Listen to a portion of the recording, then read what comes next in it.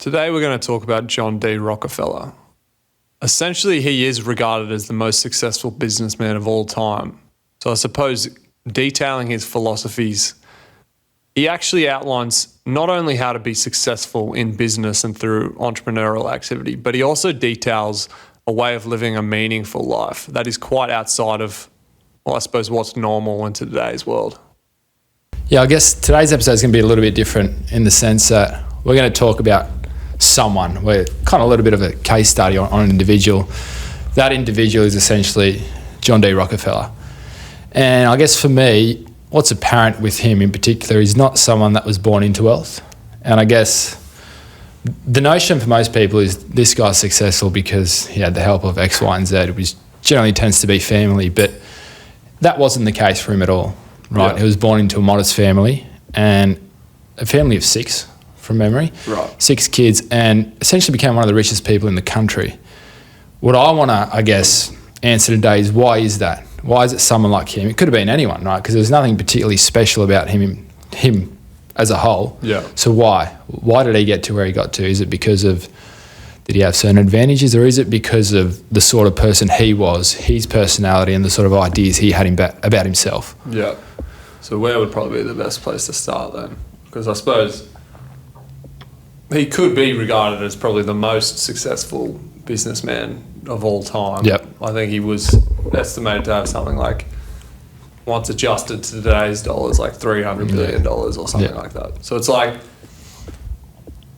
no, the things we're talking about aren't exactly academic, but they are telling in a sense that he was that successful. That is tangibly true. So it's like, the things he has to say have to hold some level of merit. Yeah.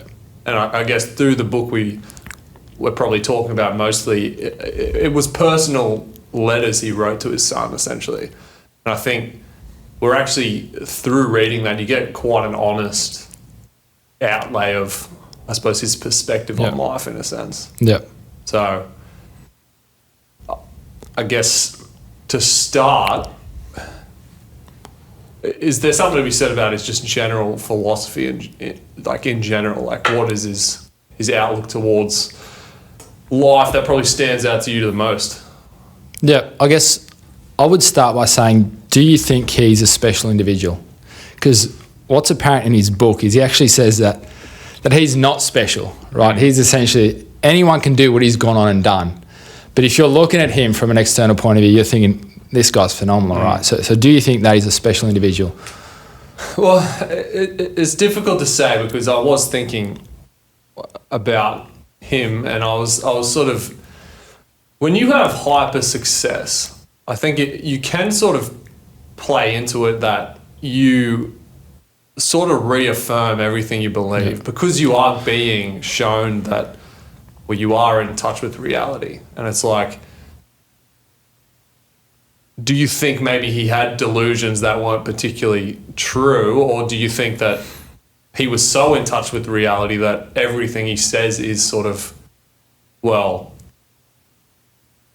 you can take as truth in a sense? Right. Because you definitely can fall into a trap of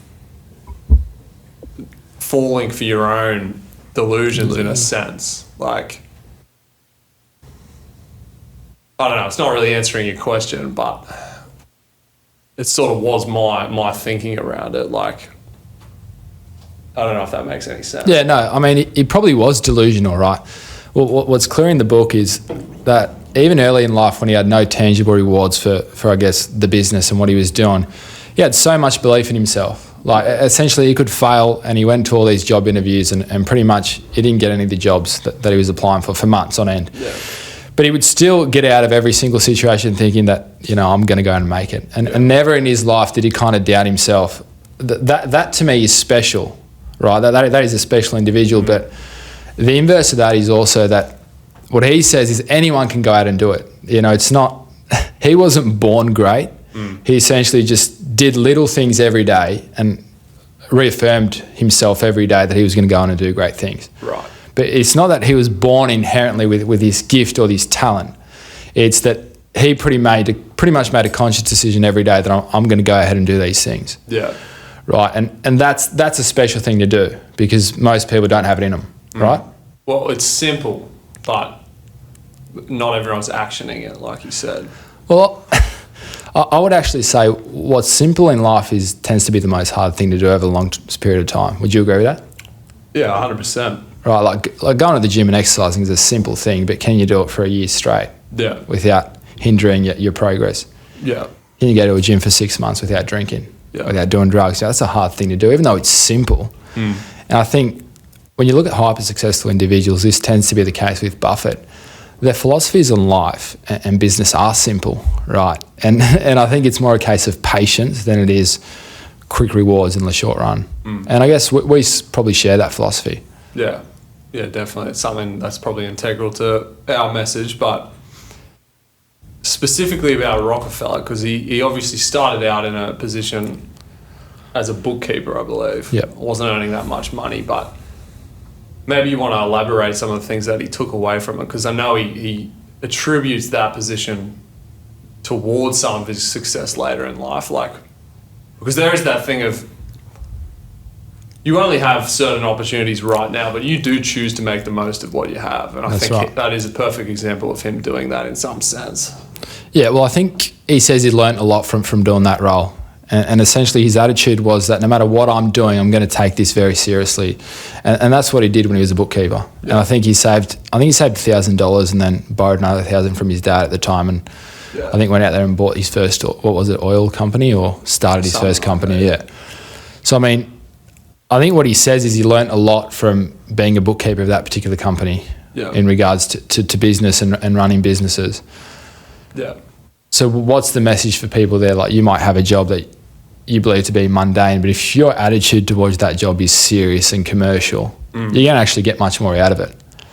Yeah, I think also he realised that it wasn't just the experience of being a bookkeeper, it was that he was learning things now that were probably going to be applicable later down the line. So it wasn't that he was going to be a bookkeeper for 40 years. He knew that at some point he would transcend that role in some aspects. Yeah. Like, he was an entrepreneur at heart. Like, there's no doubt about that. Like, well, he's definitely wired in a way to be a businessman, and that's essentially what happened. Yeah. But from someone looking from an external point of view at that time, he's a kid, right? Hasn't come from much money, and he's just a bookkeeper. How could you possibly, preclude that this guy was going to go on and be the richest person in history potentially? Well, I know we've talked about it before, and he had the belief, and he says it throughout the book plenty of times. He knew it from an early age that he was going to be the richest person in the world. Now, is that delusion, or is that him just having so much self-belief? And that's, I suppose, what I was trying to outlay at the start of the episode. Like, is it delusion, or is it the self-belief that got him there? Or do they just go hand in hand? I think from people looking at that, it looks like delusion, but I think when you have that sort of delusion paired with the hunger and worth ethic he had, I think it is belief, right? Because if he didn't have that, so to speak, delusion, he probably would have never got to where he did. Yeah. So I think that's an integral part of it, having that belief. But from a third point of view, it probably looks like delusion. Someone looking at him at that point in time would have thought, this kid's a lunatic, but he's probably not thinking that now, right? Well, I mean, one of the things that I really did take away from the book was that he was an optimist, right? Yeah.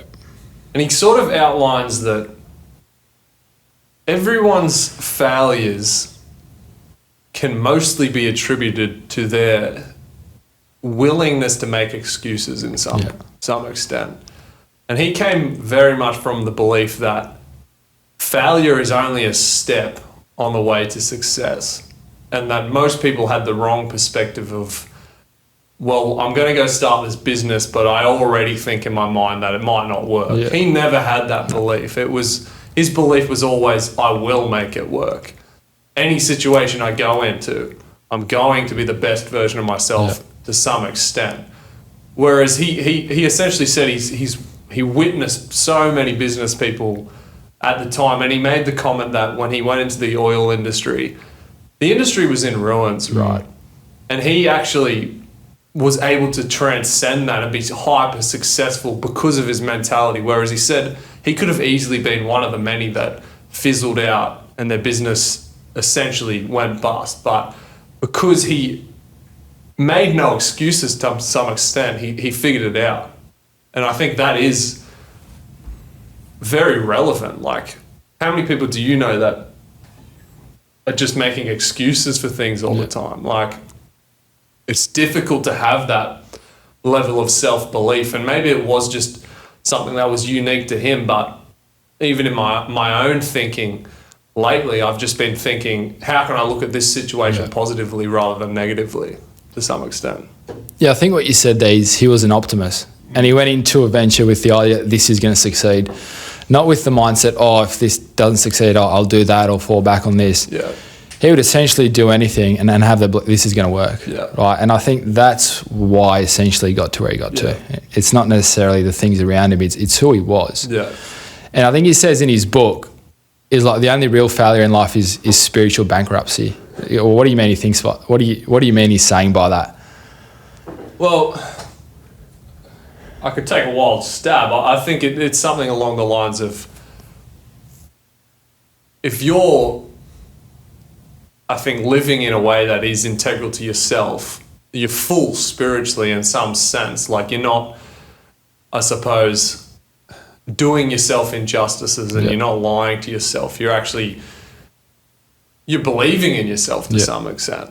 And I think when you don't do that, that's perhaps what he's talking about, being spiritually bankrupt. Exactly right. That's probably the idea I had as well. It's only when you lose that belief in yourself do you, so to speak, commit this spiritual bankruptcy, and only then do you really lose. You know, he goes on to say, failing businesses, losing jobs, losing money, that doesn't matter. It's only when you lose that belief do you really lose in life. And I think that's quite a powerful notion. 100%. I mean, the book is actually very, very motivational. I think when you look at it from the surface, you can see how people could be quite turned off by someone like him, because he is very intense and his ideas are very strong and in some sense very judgmental. But they're also very uplifting, and they do paint a picture of, well, you can actually do anything you put your mind to in some sense. And I think for people that do have some level of entrepreneurial spirit, I suppose, that's actually a very uplifting thing to see. You don't have to live this life of excuse, this life of failure. You don't have to be average in some sense, he says. And he says it's actually the fundamental human drive to be creative and to, I suppose, bring the best out of yourself. And it's like, I can see why people would be turned off, but I can see why people would be attracted to it as well. That's right. And I guess someone who's ambitious reading that book is going to get a lot from it. But I would say that the message throughout the book is overwhelmingly positive. Right? There's a part in the book where he says, pretty much your starting point in life doesn't determine your end point. And he actually goes on to stipulate that people who are born into wealth are actually negatively affected by it in the long run. And he talks about this idea of there's no such a thing as a free lunch in life. And I really want to talk about that because I think it's important. You know, what do you think he means by that? Well, I think briefly, it just means that there's nothing free in life. There are hidden costs to things that perhaps you would assume to be free. But I don't know. Do you want to stipulate more on it, or? Yeah. Well, suppose I gave you $1 million, right? You know, what would that actually mean for you? Like, I've just given you $1 million in cash. What would it mean for me? Well, I didn't earn it. It was given to me to some extent. So I would probably say that I wouldn't have the foundation to increase the wealth at the very least. Exactly right, because you haven't earned it. And this is what essentially he says in the book. You don't have to become the sort of person you need to be to make $1 million. And when it's just giving to you, right, it's very unlikely you're going to maintain that, right? And that's the idea of a free lunch. If someone's born into an incredibly wealthy family, it's unlikely they're on their own going to go out there and become the kind of individual you need to become to make the sort of money they've inherited, right? And that could apply to anything in life. There's hidden costs to anything. And the notion of just taking things for free is a habit you should probably avoid. Yeah. And I guess that's something that most people don't think about. I guess when people are heading to the business world or just generally in life, they're looking, how can I get something for free, or how can I get something with the least effort possible? But that sort of mentality in the long run probably negatively affects you. Yeah. Well, you said something interesting, and he's actually very judgmental towards the children of the wealthy. Yeah. Because he essentially says that in some sense it's very unlucky for them to be born into wealth, because he likens it to an animal that is being fed food consistently by a human. He's talking about the pigs, I think. I think he's talking about something else in this part, Right. but essentially what he says is that these animals over time lose the skills necessary to go out and find food for themselves. They lose the instinct for that because they're so used to being given food. And it makes complete sense if you're talking about accumulating wealth as well. If you're always being given money, well, are you going to even want to develop the skills to go out and create wealth? Because he says that essentially people that aren't born into money, it's a need rather than a want. And when there's a need, well, you're going to have to do it. Whereas if you can do it if you want, well, the motivation is just not going to be there, essentially. And that's a pretty powerful message, because I tend to agree with that. But it's contrary. Like, I think in today's world, people look at, he's incredibly lucky because he was born into all this money. But Rockefeller is actually saying the complete opposite. Yeah. He's saying these people born into this tremendous wealth are actually the unlucky. And that's a bit confronting for people, because it's easy just to look at people and say, I wish I had that, or, how lucky is he? Yeah. Actually, he's not lucky. Yeah. It could be the inverse. Yeah. And that for me is a positive message. Is essentially saying that anybody can go out there and do it, but, do you have what it takes to go out there and do it? The thing is as well, like, when talking about the spiritual bankruptcy, he says essentially that the key to living a fulfilling life is through hardship, essentially. And when you have people that don't start off with a lot of money essentially are thrust into positions where they go through hardship. That's right. Just because life is hard. But on the case of people that are born into wealth, it is, I'm not saying you can't put yourself voluntarily into hard situations, but you're not put there automatically. No. So in some sense, you will be softer than someone that has grown up going through really hard times. Like Rockefeller essentially attributes a lot of his success to his upbringing, in which he lived on a farm, and he essentially was forced to work because it was mandatory for him to do it, because his family essentially needed to survive. And it's like that level of work ethic was hammered into him to some extent. And it's like, well, here's a good question. Do you think if you haven't lived that upbringing, can you create that later in life? Or is it something that if it's missing when you're younger, are you going to be able to make up for that? Like, honestly, I don't think you can. And that's no disrespect to people that are born into wealth. I think if you don't have to do something, you just have the option to do it, it's completely different to when you're forced or hammered into hardship automatically. Yeah. Right. So, it's a bit of a tough pill to swallow, because, again, people have this idea that it's easy for someone because they've been given a situation or monetary reward for free, but I would say it's the inverse. Right.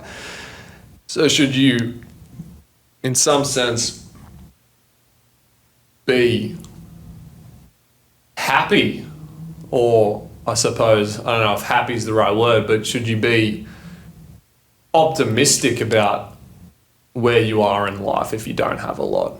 It means in some sense you can have the fulfilling journey of becoming, in some sense, like.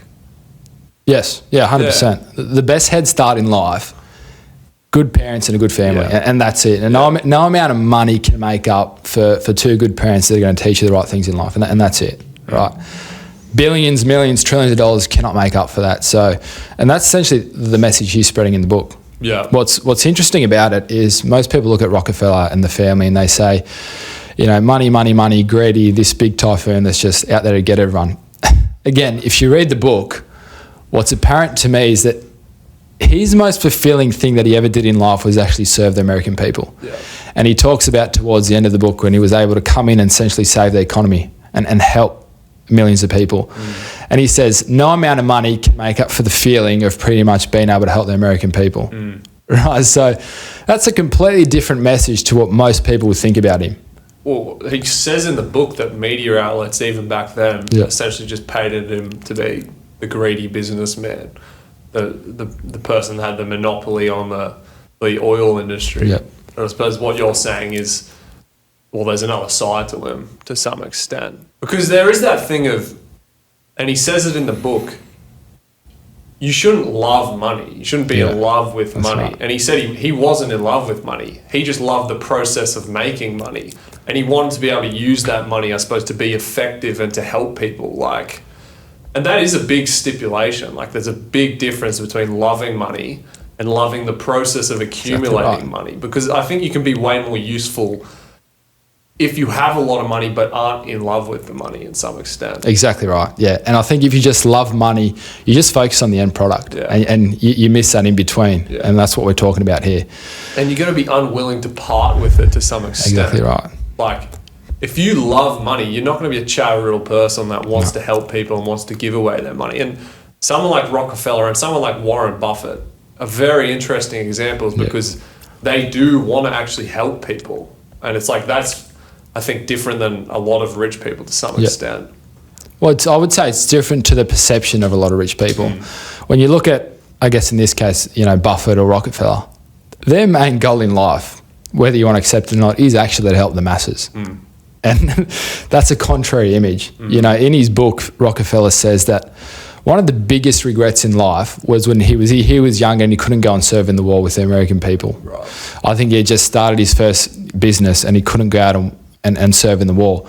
And still to this day, it's on his conscience, not being able to go out there and fight for the American people. Yeah. I mean, not many people are wired like that. Yeah. And how can you sit there and tell me this is a guy that's not concerned with the masses? Because he is. Do you think that has been integral to, his success? Is there a certain mentality that is common among hyper successful people, do you think?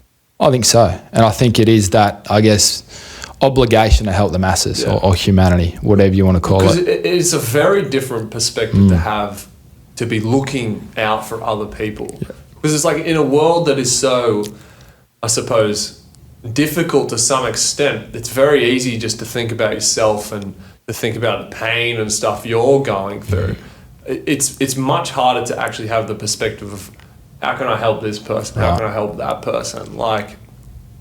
It's not common is what I'm trying to say. No, it's not. And it's easy to fall into the mindset that everyone's just out there to get me, especially these ultra rich people. But they're not, unfortunately, they're not out to get you. And to a large degree, they're actually out to help people. Yeah. You look at Donald Trump, right? What does he have to gain from running for president again? He's got no financial gain whatsoever. It's more plausible that this guy's truly out to help people than to make a financial gain. Yeah. I think he's probably one of the only presidents that have decreased their net worth from being president. Interesting. Yeah. So the argument that he's just out there for himself and he's in it for himself is lunacy to me. Yeah. Right. These people probably want to help. So you think it's the same for Rockefeller then? I think these successful people tend to have similar notions and philosophies of life. Yeah. And I think they get to where they get to because of these philosophies, not because of their dad was rich or their uncle gave them this, etc., etc. Well, I know Buffett said that originally when he started his funds, and this is when he only had millions, he wasn't a billionaire at that point, he essentially said, if I keep amounting wealth, I'll be able to do way more with billions rather than millions. And it's that is quite true to an extent. You should be pushing yourself to be as successful as possible because you're going to be able to actually do the most. It's in the book, it's interesting. Rockefeller, he meets with a gardener or something like that. And the gardener essentially is spouting biblical verses to him, essentially being like, well, it's actually a good thing I'm poor, and it's a good thing I don't have all this money. But he essentially says that, like we were saying before, it's not about not having money. It's about not being in love with money. That's right. And he said that it's not actually a virtue to be poor and weak. You should be striving to be hyper capable. Yeah. And money is only a signifier of your capability. And it's like, you are a better person if you're strong than weak, is what I'm trying to say. Yeah. And I guess what you're saying is a lot of people have the mindset, you know, I'm not rich, therefore I'm a better person because I don't take advantage of people. That's not true at all. Not at all. That's not true at all. No. The people that build stuff are actually out there providing jobs and paying taxes and helping the masses. Yeah. You just sitting there saying, you know, I'm not ultra successful, therefore I'm a better person. Yeah. You know, that's not a good way to look at life. I'll tell you an interesting theory. There's a guy called Nietzsche, and he's a philosophical thinker. And essentially, he says that the fundamental motivation of humanity is essentially towards power and competence.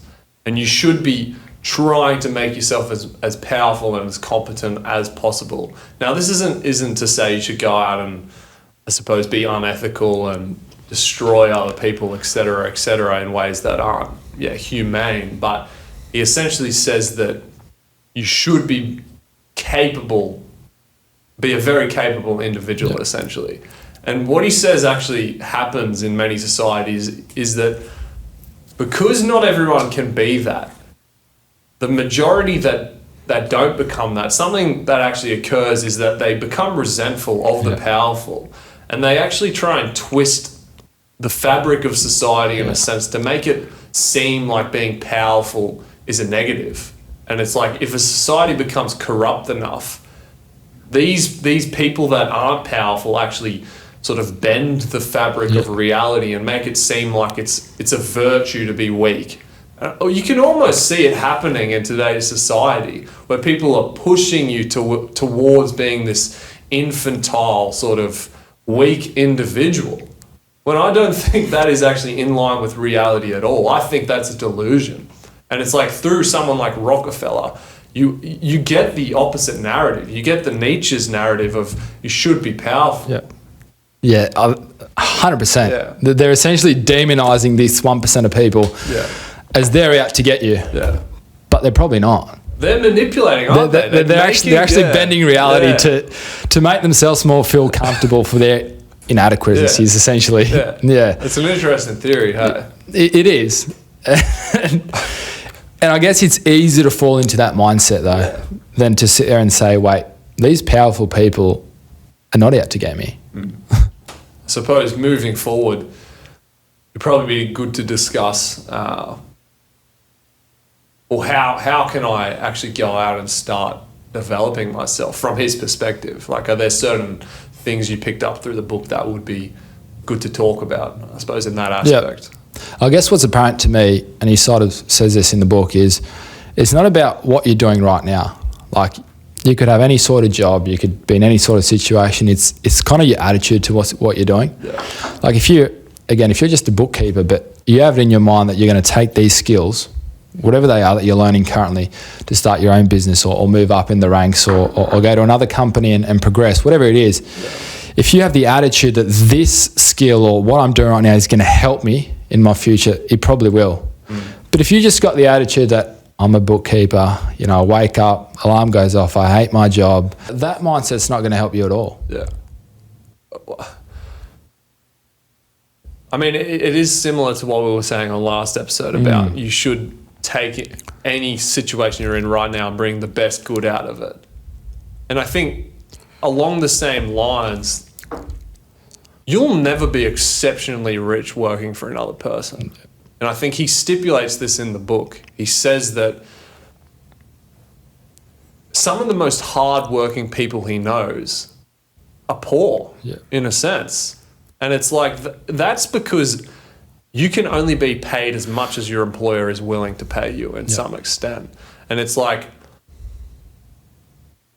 knowing that, why is it, do you think, it's so much more attractive for the average person to work for someone else rather than work for themselves? Because it is true that you're going to only earn as much as your employer is willing to pay you, whereas you can earn as much as the marketplace is willing to pay you if it was your own business in some extent. Well, there's no risk. If you just work for someone else, you show up and get paid and you risk nothing. That's a comfortable thing to do.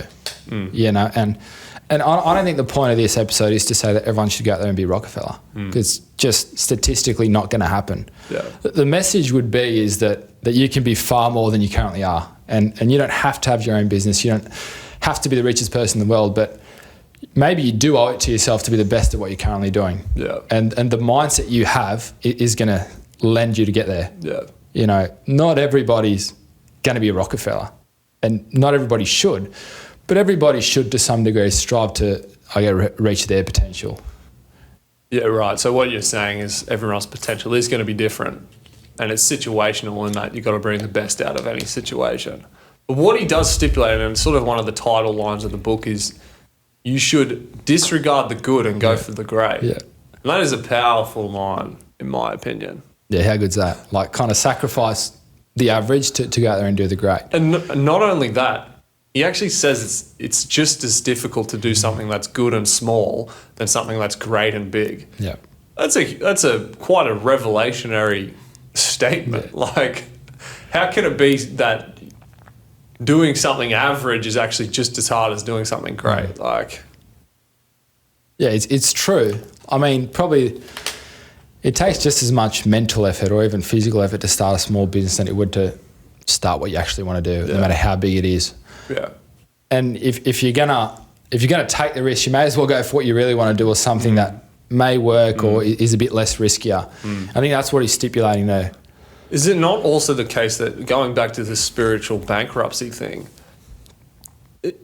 is your tank not full when you're living wholeheartedly doing the things that are actually integral to yourself? Like, I'd really think what he's stipulating there is as soon as you start subjugating yourself to something that's not integral to you, that's when you start living a really hard life. And not hard in the sense that you're working hard in the sense that it's just not natural to you. Yeah. Like, something like that's just very, very obvious to me to some extent is you've got one life. Why would you waste it subjugating yourself to something that isn't natural to you? Like, he just is a massive proponent of you should just take the fucking risk to some extent.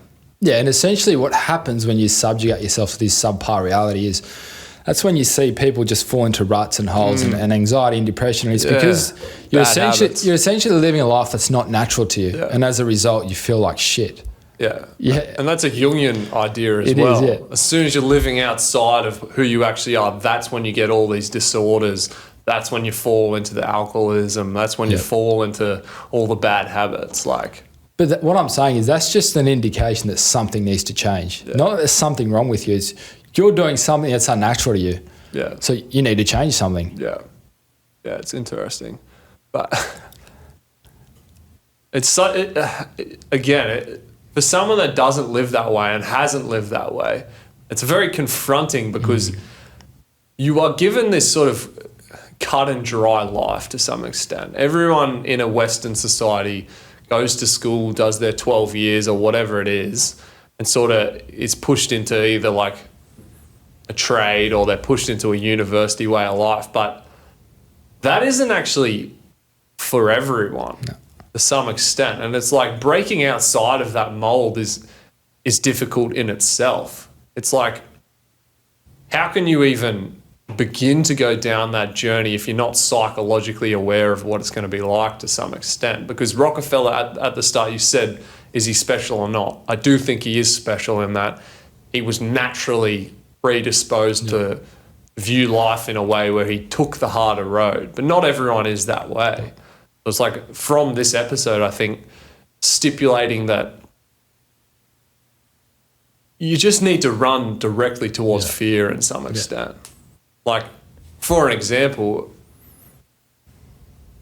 how is it that someone that started these businesses, because he didn't have money at the start, he leveraged himself quite heavily. Yeah. And in times where he was failing, and it's like most people would give up, he leveraged himself harder. Yeah. And it's like, that is a huge risk.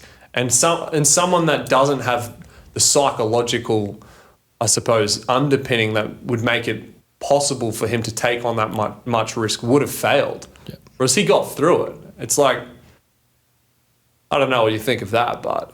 Well, if you don't have the self-belief, you're never going to go ahead and take that risk. Yeah. Like when he was in a rut, you just said he continued to leverage himself. Most people are not going to do that. No, so they'll take the failure. Exactly right. So it starts with a bit of self-reflection. Like you got to ask yourself, what do you really want to do? Yeah. Whether it's that similar to Rockefeller or not. Yeah.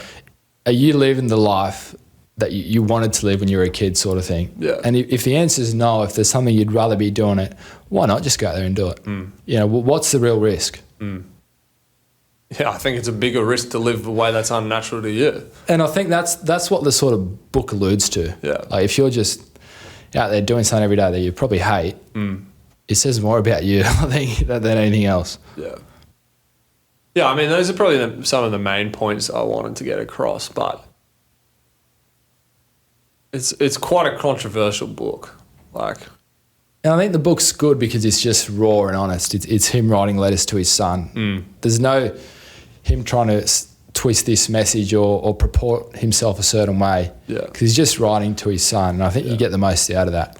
I think one more area I'll stipulate, and I think this is good for explaining how you can actually confront fear. And I think in the book he talks about that, saying essentially that faith can move mountains. And it's like, when you think of that statement, it's like, well, you obviously can't move mountains. But his whole point is, most people look at that statement and they think, I hope that I can move the mountain. His whole point is not that. It's not that I'm going to sit, and it's not that I'm going to hope that things change. It's that I'm going to go out and start doing things towards it, and I'm going to have faith that the things that I'm doing are going to lead to the end result.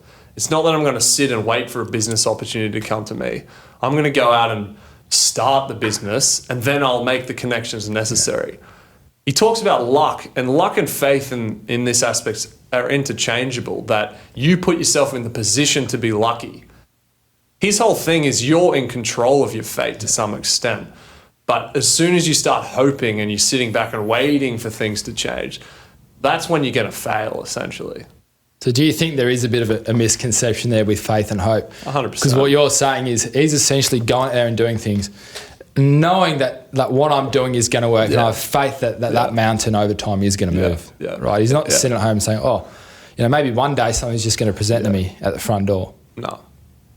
It's that whole thing of the path is not clear for anyone, but you need to take the steps anyway, in some sense. Like if you just stand there, that's where you'll be for the rest of your life to some extent. And it's like some people have a fatalistic view of life in that everything just happens and I don't have control over it. But his whole point is I have complete control over my life in some extent. And it's a powerful statement, what you just said there. And my key takeaway from the book is not the business acumen at all. It's actually his philosophy on life. And I think if most people had similar philosophies to him, it's not the case that they'd be the richest person in the world, but they'd live a far more fulfilling life. Yeah. And I think that's the takeaway. And I probably would encourage anyone to go and read the book. Yeah. 38 Letters, it's a really good book. And I think I got more out of it about myself than him, And I guess that's my key takeaway. Yeah. Yeah, I mean, to probably finish off what I want to say about the book is that don't just fall into the trap of just going along automatically through life in some extent. Like you honestly do only live once, and it's like, why would you want to live an unmeaningful life? I would rather take all the challenges, all the hardships, and actually live a fulfilling life that I would look back on in 70 years and think, I'm so glad I did X, Y, and Z, and I'm so glad I pushed through the fear in these situations. Like, just don't subjugate yourself to something subpar, essentially. 100%. Yeah. I think that's a good place to end it.